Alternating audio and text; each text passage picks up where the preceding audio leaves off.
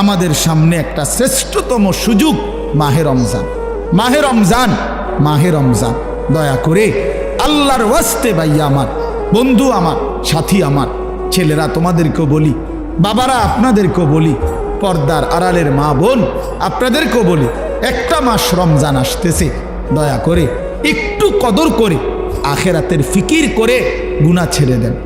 চুরি ডাকাতি, জিনা ব্যভিচার, মদ জুয়া, অশ্লীলতা, বেহায়াপনা, অসভ্যতা, নোংরামি, মা বোনরা বেপর্দার জিন্দিগি মা ছেড়ে দেন। ছেলেরা বাপ নারী দেখা, ছবি দেখা বন্ধ করে দাও বাপ। প্রিয় সাথী বন্ধু, মোবাইলের ওই নারী তোমারে সুখ দিবে না। অশ্লীল ছবি কাউকে সুখ দেয় নাই বাপ। গুনাহ পৃথিবীতে কাউকে ইজ্জত দেয় নাই, আখেরাতেও ইজ্জত দিবে না বাপ। গুনাহ প্রত্যেককেই লজ্জিত করে, গুনাহ প্রত্যেককেই অসম্মানিত করে, মানুষকে ঘৃণার পাত্র বানায়, নেকি মানুষকে দামি করে। রাতের অন্ধকারের কারোর গুনাহ আল্লাহ তাআলা দিনের আলোতে চেহারায় ভাসিয়ে দেয়। মানুষ দেখলেই বোঝে। মানুষ কোনো সিরা খায় না বাপ। মানুষ ফুট্টাখোররে দেখলে, গাঁজাখোররে দেখলে, নেশাখোরকে দেখলে মানুষ ঠিকই বোঝে। চেহারা দেখলেই বোঝা যায় বাটপারের মতো, ফুট্টাখোর, বাবাখোরের মতো। হ্যাঁ, ছেলেটা তো চরিত্রহীন। তুমি সারা রাত উলঙ্গ ছবি দেখবা, নাচ গান দেখবা, নর্তকীর ছবি দেখবা, আর লোকে তোমারে দিনের আলোতে দেখলে বলবে মাশাআল্লাহ, জোনায়েদ বাগদাদি নাও, আল্লাহু আকবার। এটা দেখতে দিয়া ভাইজি দোস্ত আমি স্বাস্থ্য পাই না। হ্যাঁ, মানুষে তো বেউকুব, মানুষে চিড়া খায় আর আমনে ভাত খান বইয়ে বইয়া। মানুষে বুঝে না, সিটারে মানুষ সিটার চেনে না। কথা বলেন না কেন? হ্যাঁ, দুশ্চরিত্রকে মানুষ আলোকে আলোই বলে, অন্ধকারকে অন্ধকারই বলে। নাকি আলোকে আলোকে অন্ধকার বলে? না, লোকে চিনতে ভুল করে না, লোকে চিনতে ভুল করে না বাপ। মানুষ ঠিকই চিনে।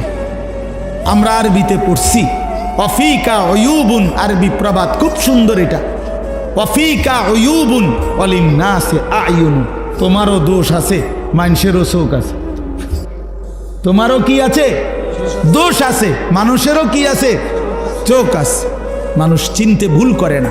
এজন্য দয়া করে নাফরমান হিসাবেই পরিচিত সুদখোর, ঘুষখোর, হারামখোর, জেনাকারী, বেবিচারী, বেপর্দা, অসভ্য, এই নামেই পরিচিত হওয়া, এটার চাইতে ঘৃণা, লজ্জা আর কি হতে পারে বাপ?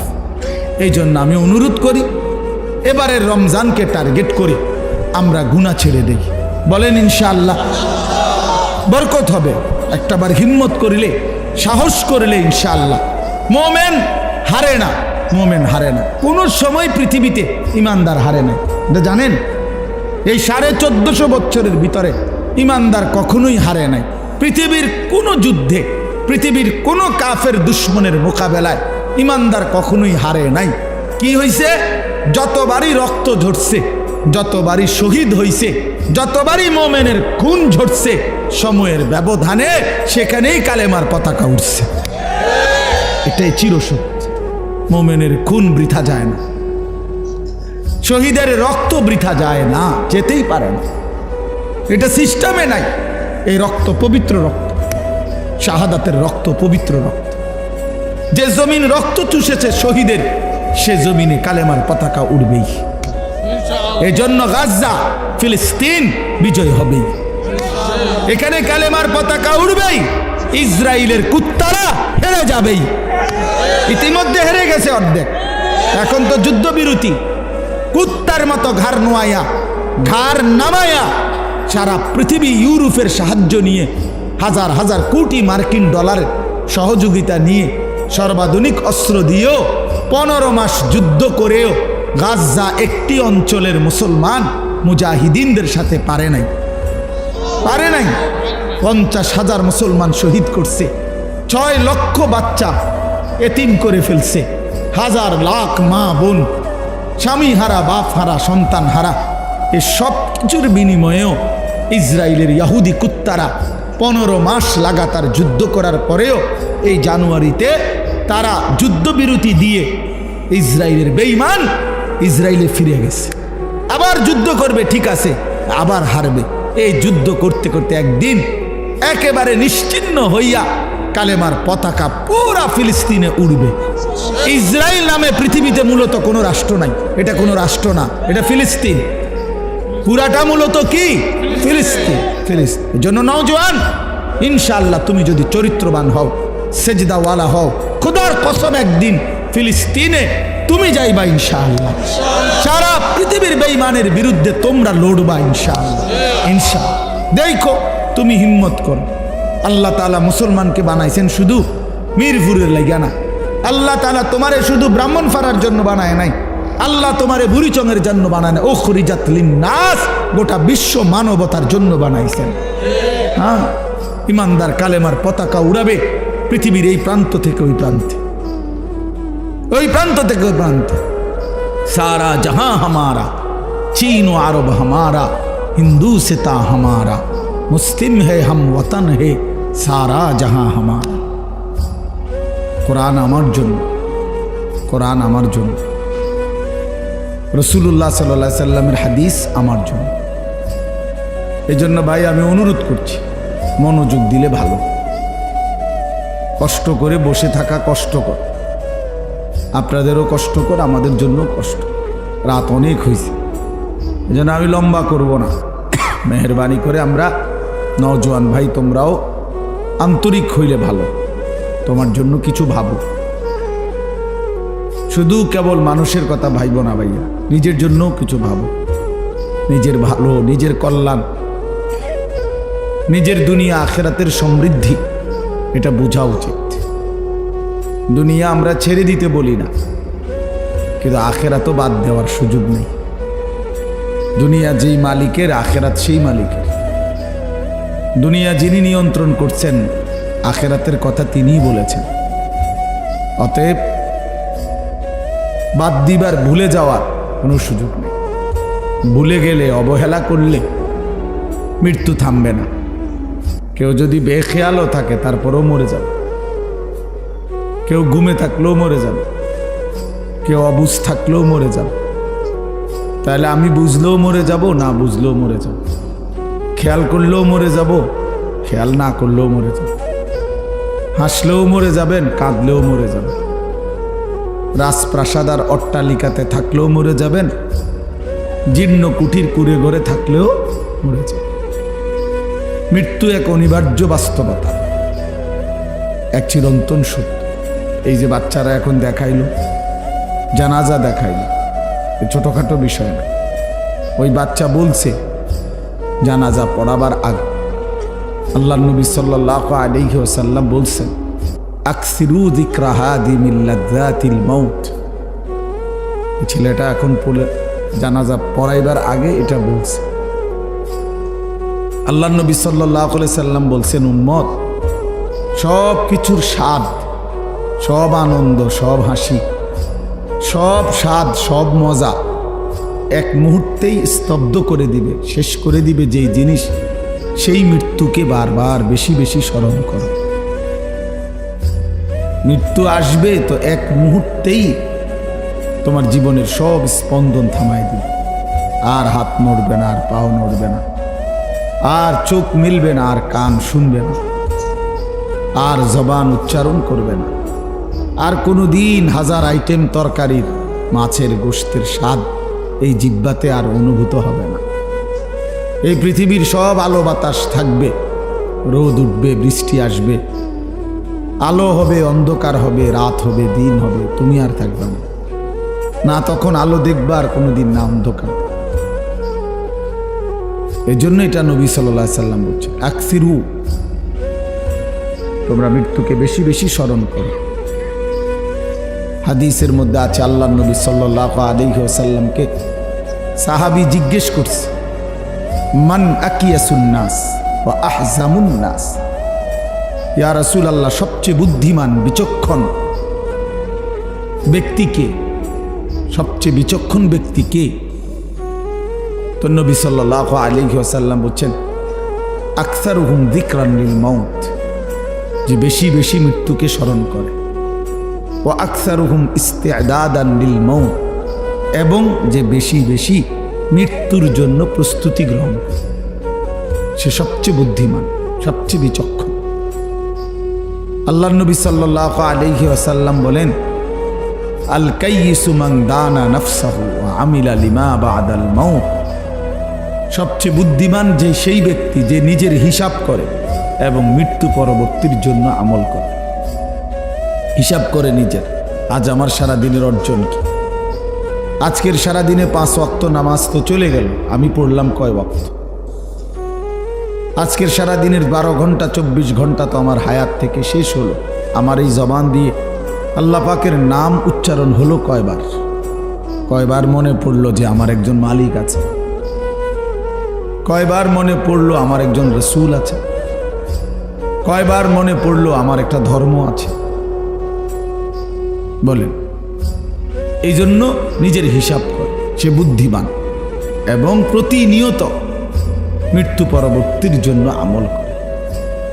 মানুষের অতীত সেটা তো চলেই গেল, মানুষের ভবিষ্যৎ আগামীর বেঁচে থাকা সেটা তো অনিশ্চিত। তাহলে বর্তমানের এই সামান্য একটু সময়, প্রতি সেকেন্ড অতীত হয়ে যায়, প্রতি সেকেন্ড আবার সামনে ভবিষ্যৎ। বর্তমানে একেবারেই সামান্য, একেবারেই পিন পয়েন্ট, একেবারেই একটা বিন্দুর মতো। তাইলে এই সামান্য দুনিয়া, অল্প কিছুক্ষণের দুনিয়ার জন্য এত অস্থির না হওয়া। আখেরাত অনেক লম্বা, কবর অনেক লম্বা সফর। মনে করেন আবু জেহেল মারা গেছে নবীজির জামানায়, কবরে পড়ে আছে আজকে কত বছর? 1450 বছর। আমাগো স্বাভাবিক হিসাব করলে তো বোঝা যায়। তাইলে যেই নাফরমান নবীজির জামানায় মারা গেছে, তার কবরে যে আজাব হইতেছে, তো এই আজাব তো চলতেছে আজকে 1500 বছর। তো আবু জেহেল মাটির উপরে জমিনে ছিল কয় বছর? আবু জেহেল মাটির উপরে জীবিত ছিল কয় বছর? 200 বছর। তো 60-70 বছর। তা এরকমের বেশি তো গড়ে 60-70 বছর হবে। তো 60-70 বছরে না মাটির উপরে ছিল, তো কবরে পড়েই তো আছে আজকে 1500 বছর। তো আরো কতদিন থাকতে হবে কে জানে। ইসরাফিল ফু দিবে, সেই পর্যন্ত তো আজাব কবরে। এই জন্য যেই কোনো বিবেকে ভাইয়া, আমাদের কবরের জিন্দিগি লম্বা, আখেরাত তো আছেই। আমার দাদার যিনি বাপ ছিল, বা আমার দাদার যিনি দাদা, মনে করেন উনি কবরে গেছে আজকে কতদিন, উনি দুনিয়াতে ছিল কতদিন? ছিল কতদিন? ছিল নয়তো 60 বছর। কিন্তু আমি, আমার বাপ, আমার দাদা, আমার দাদার বাপ, তার দাদা, তাইলে তো সেই হিসাবে প্রায় 150-200 বছরের ব্যবধান হয়ে যাবে। তো কবরে তো পড়ে আছে আজকে 200 বছর। তাহলে যেই কোনো বিবেচনায় আমাদের মাটির উপরের এই হায়াতের চাইতে কবরের জীবন লম্বা। এরপরে তো হাসর, এরপরে তো আখিরাত, এরপরে তো মিজান, এরপরে তো ফুলসিরাত। এই জন্য প্রিয় বন্ধু, প্রিয় বাপ, ভাবা উচিত। সামান্যতম বিবেক যদি কেউ কাজে না লাগায়, সে আসলে মানুষ না। যার বিবেক কোনো কাজ করে না, সে আসলে মানুষ না। বিবেকহীন সে মূলত অমানুষ, সে মানুষ না, সে পশু কিংবা জানোয়ার, হাইওয়ান, চতুষ্পদ জন্তু। এই জন্য ইনসাফের সাথে নিজের জন্য ভাবা উচিত। আমি এটাই বলতেছি, নিজের জন্য ভাবা উচিত। আসলেই আমি কে? আমি আসলাম কোত্থেকে? কে আমাকে পাঠাইলেন? যিনি আমাকে পাঠাইলেন তিনি আমার কাছে কি চাচ্ছেন? আমি যা করছি তিনি তা চাচ্ছেন কিনা? তিনি যা চাচ্ছেন আমি তা করছি কিনা? প্রতিনিয়ত মানুষগুলো মৃত্যুবরণ করতেছে, কেউ মরতে চায় না, কেউ থাকতেও পারে না। কে তাদেরকে নিয়ে যাচ্ছে? বলো নওজোয়ান, কে নিয়ে যাচ্ছে? এক অদৃশ্য মালিক তাদেরকে নিয়ে যাচ্ছে প্রতিদিন, প্রতিনিয়ত। কেউ তো মরতে চায় নাই, কিন্তু কেউ তো থাকতেও পারে না। এজন্য এটাই অনিবার্য বাস্তবতা যে মরতেই হবে, যেতেই হবে। ফিরতেই হবে আল্লাহর কাছে, ফিরতেই হবে। তাহলে কাজেই যেটা চিরন্তন বাস্তবতা, যেটা অনিবার্য সত্য, সেটাকে পাশ কাটানো বুদ্ধিমানের কাজ না। এটা কোনো বুদ্ধিমান হইতেই পারে না। মৃত্যু যেহেতু আমাকে বরণ করতেই হবে, আল্লাহর মুখোমুখি যেহেতু আমাকে হতেই হবে, কাজে বুদ্ধিমান তো সেই যে এই ব্যাপারে প্রস্তুতি নেয়। কারণ আমি তো এটা এমন কোনো বেলা আমি নেতা দৈরা এই দল কিংবা ওই দল কিংবা কোনো রকম কোনো ছল ছাতুরি করে যেহেতু আমি কবর থেকে মৃত্যু থেকে নিজেকে আড়াল করতে পারবো না, কোনো সিস্টেমে নাই, ন্যূনতম কোনো সম্ভাবনাও নাই, তাহলে অতএব কবরের জন্য প্রস্তুতি নেওয়া, আখেরাতের জন্য প্রস্তুতি নেওয়া, এটাই বুদ্ধিমানের কথা। কারণ এটা তো আমাকে বরণ করতে হবে, তার চাইতে ভালো রেডি হয়ে যাই, প্রস্তুতি নিয়েই যাই। মরতেই হবে যখন, যেতেই হবে যখন। আমার বাপ যদি এই কথাটা আমি বুঝি আমার লাভ, আপনি বুঝলে আপনার লাভ। জওয়ান ছেলে তুমি বুঝলে তোমার লাভ। বাপ হাসি ঠাট্টা রং তামাশা এই খামখেয়ালি, এটা আসলে কোনো জিন্দিগি না। যৌক্তিক কথা এটাই যে বুদ্ধিমান বিবেকবান বিচক্ষণ মানুষ কোনো কাজেই পরিকল্পনাহীন করে না। পরিকল্পনাহীন কাজ তো পশুর হইতে পারে, গন্তব্যহীন টার্গেটবিহীন জীবন তো জানোয়ারের হতে পারে, মানুষের হইতে পারে না। পাগল ছাগলের হইতে পারে, মানুষের হইতে পারে। কোনো বা আছে যদি কোনো প্যাসেঞ্জার উঠা কন্ট্রাক্টর যদি জিজ্ঞেস করে কই নামবেন, এখন প্যাসেঞ্জার যদি বলে তোমার জেনে মন চায় একখানে নামায় দিও, তো সে কি বলবে? হেল্পার রে কবে এই পাগল কি লেগে উঠেলা, এই পাগল বলতেই পারে না কোথায় নামবে। এখন তুমি নওজোয়ান বলো ভাইয়া তুমি কোথায় থামবা, তোমার মঞ্জিল কোথায়? দিন রাত যারা মোবাইলে ছবি দেখো, প্রিয় বন্ধু কোথায় গিয়ে থামবা? মানে এই ছবি দেখা থামবে কোথায়? নারী ছাড়া অশ্লীল দৃশ্য ছাড়া যাদের দিন কাটে না রাত কাটে না, দোস্ত আমার থামবা কোথায় গিয়া? একটা হিসাব কও যে ইনশাআল্লাহ হুজুর আমি টার্গেট নিছি 30 বছর নারী দেখব, অথবা আগামী আরো 6 বছর বেডির ছবি দেখব, উলঙ্গ দৃশ্য দেখব, এরপরে থাইমা যাব, সেটা কও। কোনো টার্গেট নেই, কোনো গন্তব্য জানা নাই, পথ জানা নাই। তো এই তো ছাগলের জিন্দিগি, এ তো মাতালের জীবন, তো পাগলের জীবন, এ তো অসুস্থ জিন্দিগি ভাইয়া, এ তো অসভ্য জিন্দিগি, হাইওয়ানের জীবন। কোন সুদখোরকে জিজ্ঞাসা করেন, হারামখোর অবৈধ উপার্জনকারী, ওজনে কম দেয়, কাস্টমারকে ঠকায়, মিথ্যা বলে, হারাম রোজগার করে, এই নাফরমান বাটফারকে জিজ্ঞেস করেন যে কখন থামবা, কতদিন পরে তোমার টার্গেট, কয়দিন মিথ্যা বলবা, চাহিদা পূরণ হবে কোন দিন? কশ্চিন কালেও না, কোনোদিনও পূরণ হবে না। রাক্ষসা এই দুনিয়া কোনোদিন তৃপ্ত হতে দেয় না, কাউকে না, কাউকে না, কাউকে না। 7 রাজার ধনও যে পাইছে সেও অতৃপ্ত, অতৃপ্ত। 7 মহাদেশের সম্পদের মালিকও যে হইছে সেও অতৃপ্ত। কারুন আল্লাহ তাআলা তাকে অগাধ সম্পদ দিছে। ওয়া আতাইনাহু মিনাল কুনুজি মা ইন্না মাফাতিহাহু লাতানু বিল উসবাতি উলিল কুওয়া। কোরআন শরীফে আছে, আল্লাহ বলে আমি কারুনকে এত বেশি পরিমাণ স্বর্ণ রৌপ্যের ভান্ডার দিলাম, ভান্ডার যেগুলোর চাবি বহন করবার জন্য শক্ত সামর্থ্য যুবকের পিঠ বাঁকা হয়ে যাইত। 70 জন যুবকের পিঠ বাঁকা হয়ে যায়, বাঁকা হয়ে যায়। এই অসুবিধা না, আমরা এত প্যারেশানি করে না, কিছু অপদার্থ থাকবেই। এই 1 প্যাকেট বিরিয়ানির লেগে ঘুরতে আছে, কথা বুঝছেন না? এই কিছু অসভ্য থাকবে, এইটা আপনি চিন্তা করেন না।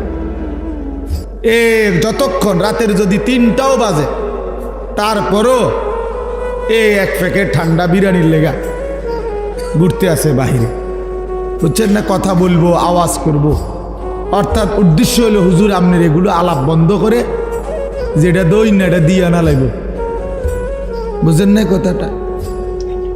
হ্যাঁ হ্যাঁ, এই জন্য এত চিন্তা করে হইতো না, এত জনের কথা ভাবলে পারতেন না। আমি এই জন্য বলছি আপনার জন্য শুনেন, আমি আমার জন্য শুনি, খালাস।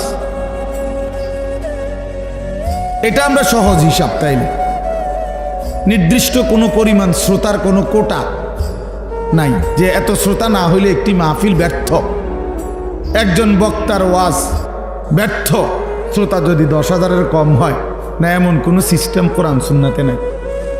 কথা বোঝেন নাই আপনি? আমি এক আল্লাহর কথা বলার জন্য কমপক্ষে 100 মানুষ না হইলে হইবে না, এমন কোনো নিয়ম নেই, এমন কোনো সিস্টেম কোরআনে নাই, কথা নাই। বরং আল্লাহ নবী সাল্লাল্লাহু আলাইহি সাল্লাম বলছেন, ফাওয়াল্লাহি লা আন ইয়াহদিয়াল্লাহু বিকা রাজুলান ওয়াহিদান খায়রুল লাকা মিন হুমুরিন নাআম।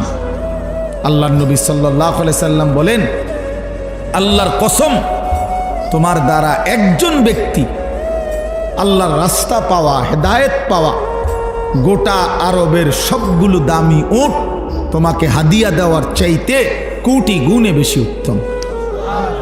কয়জন লোক? একজন, সির্ফ একজন।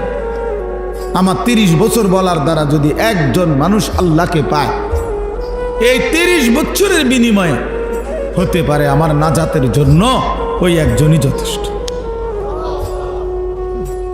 কোরআন শরীফে আছে, মিয়া সাহেব, কোরআনুল কারীমের মধ্যে আছে, আপনারা হুজুরদেরকে জিজ্ঞাসা করেন, আমরা কইমাম। সূরা ইয়াসিনের মধ্যে একটা ঘটনা আছে, 3 জন নবী, 3 জন রাসূল একটি এলাকার মানুষকে, ওনারা আল্লাহর রাসূল, 3 জন রাসূল লাগাতার দিবানিশি মানুষকে আল্লাহর দিকে ডাকছেন। 3 জনের সম্মিলিত প্রচেষ্টায় কালেমা পড়ছে সির্ফ একজন। কয়জন? একজন। যা আমিন আকসাল মদিনাতে রাজুলুন, রাজুলুন কয়জন? একজন। অথচ রাসূল 3 জন। ফাআজ্জাজনা বিসালিসিন, এই যে ফাকালু ইন্না ইলাইকুম মুরসালুন। আল্লাহ বলেন, প্রথম দিছিলাম 2 জন, পরে আরো একজন দিয়া মোট 3 জন পুরাইলাম। 3 জনে মিলে বলছে, হে আমাদের জাতি, আমরা 3 জন তোমাদের নিকট আল্লাহর রাসূল। 3 জনের দিবানিশি মেহনতে ইমানদার হয়েছে শুধু একজন। ওয়াজা আমিন আকসাল মদিনাতি রাজুলুন, এই একজন, ওই একজন লোক যেদিন নিজের কালেমা প্রকাশ করছে, পুরা জাতি ওনারে ধইরা মারতে মারতে ওইখানেই শহীদ করে ফেলছে, মেরেই ফেলছে, মেরেই ফেলছে। ঠিক যখন ওনার জান কবজ হয়, তাফসীরের মধ্যে আছে আল্লাহর ফেরেশতারা জান্নাতের ঘর ওনার চোখের সামনে তুলে ধরছে। আর ফেরেশতারা বলছেন, কিলা দুখুলিল জান্নাহ, হে আল্লাহর বান্দা, এই মুহূর্তেই জান্নাতে ঢোকো। ও দুখুল, ও দুখুল, কিলা দুখুলিল জান্নাহ, এখনই জান্নাতে ঢোকো। তখন সেই আল্লাহর বান্দা মরতে মরতে ওই ইমানদার একজন বলতেছে, ক্বালা ইয়া লাইতা কওমি ইয়ালামুন, হায় আমার জাতি, তোমরা যদি বুঝতা, জানতা যে তোমরা আমাকে হত্যা করে রক্ত ঝরিয়ে তোমরা ভেবেছো তোমরা জিতে গেছো। না আমার জাতি, তোমরা আমাকে হত্যা করো নাই, বরং আমারে আমার জান্নাতে ঢুকায় দিছো।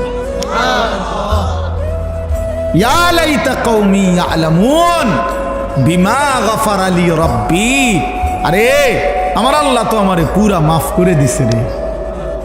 ও জালানি মিনাল মুকরামিন, আমারে তো সম্মানিত জান্নাতি বান্দাদের অন্তর্ভুক্ত করে দিয়েছে। হ্যাঁ, এই জন্য কয়জন ভাইয়া? একজন। একজন। একজন, মানে ইমানদার কয়জন হইছে? একজন। এই জন্য সংখ্যা কোনো বিষয় না। 10,000, 10 লাখ, 5,000, 50 লাখ, এটা কোনো কথা না। শ্রোতা কম না বেশি, এটা কোনো বিষয়ই না। বিষয় হলো আল্লাহর কথা বলা, বলতে থাকা, রাত দিন বলতে থাকা, প্রতিটা সুযোগকে কাজে লাগানো।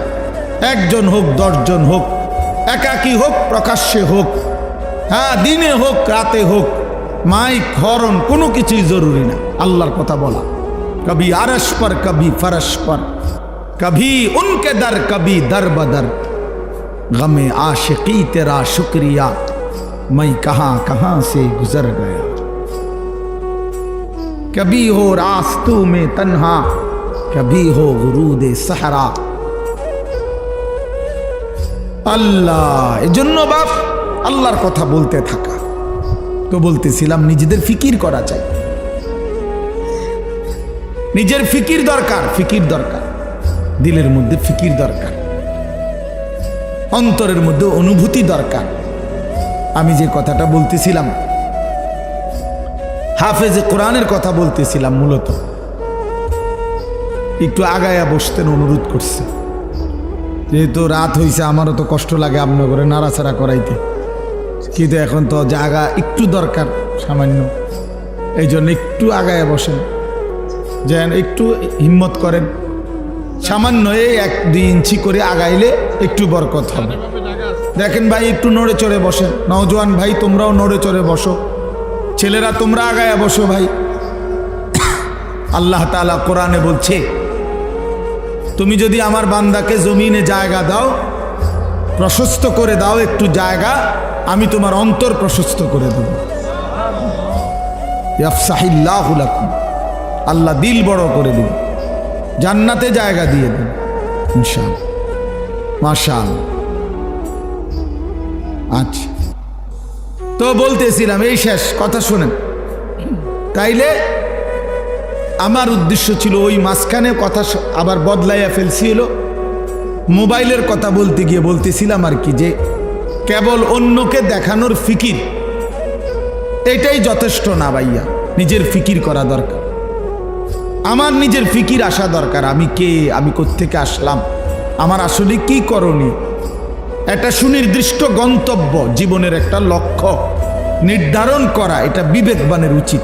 আমার মনে আছে, আমি ছোটবেলায় প্রাইমারি স্কুলে পড়ছি, যখন আমাদের স্কুলে থাকতেই, প্রাইমারিতে থাকতে, বাংলাতেও ইংরেজিতেও আমরা রচনা লেখছি, পড়ছি, আমার জীবনের লক্ষ্য, এইম ইন লাইফ, এটা ইংরেজি রচনাও পড়ছি, বাংলা রচনাও পড়ছি।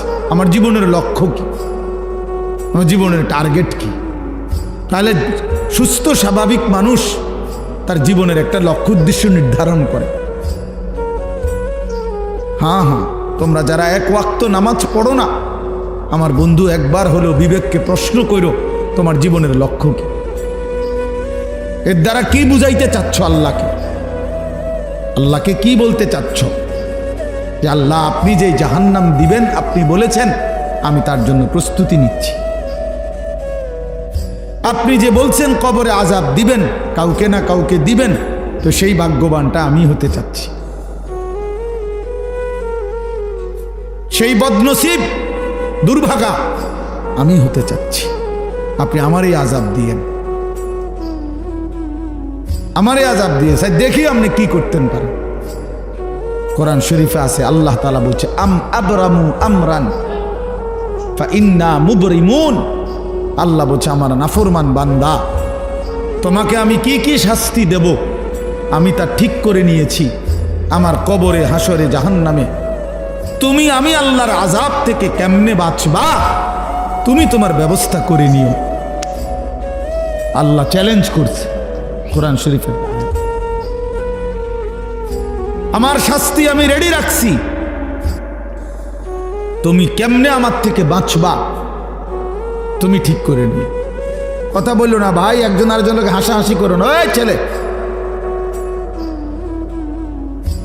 বেটকায়ও না, ব্যাককলের মতো বেউকুফ।